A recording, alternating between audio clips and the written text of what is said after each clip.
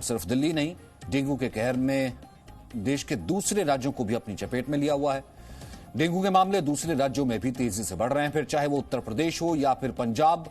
ऐसा शायद आप लंबे वक्त के बाद सुन रहे होंगे जब देश भर में डेंगू के मामले सामने आ रहे हों।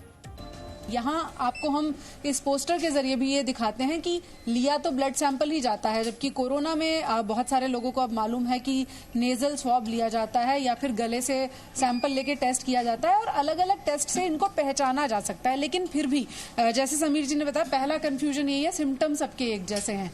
तो किस तरह से आपके पास सैंपल पहुंचते हैं, कौन से दिन पर पहुंचते हैं और ये टेस्ट कितने डेफिनेटिव हैं जो अलग अलग बता पाए कि कौन सा बुखार है? इसमें लक्षणों को ठीक तरीके से देख के टेस्ट को एडवाइस करना बहुत ज्यादा जरूरी होता है, क्योंकि अगर आप 5वें या 6ठे दिन टेस्ट कराएंगे तो हो सकता है डेंगू का NS1 का उसमें रिपोर्ट ना आए, वो पॉजिटिव या नेगेटिव जो है आपको कंफ्यूजन हो सकता है। बीमारियों की पहचान के लिए जो पैथोलॉजी टेस्ट किए जाते हैं उनमें डेंगू के लिए NS1 एंटीजन, 1 से 5 दिन के अंदर एलाइजा टेस्ट, 5 दिन बाद डेंगू IgM, डेंगू PCR और CBC यानी कंप्लीट ब्लड काउंट जैसे टेस्ट किए जाते हैं।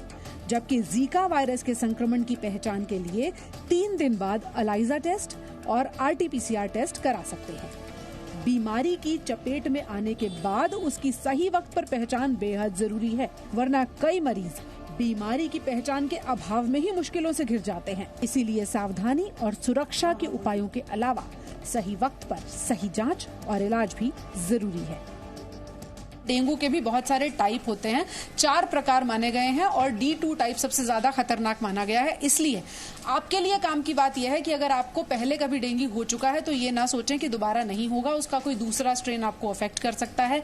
इस बात का ख्याल रखें। और दूसरी काम की बात यह है कि आपका ब्लड सैंपल किस दिन लिया जा रहा है, उससे भी टेस्ट की एक्यूरेसी प्रभावित हो सकती है।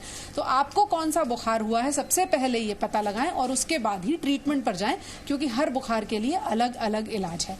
पूजा मक्कड़, जी मीडिया, दिल्ली।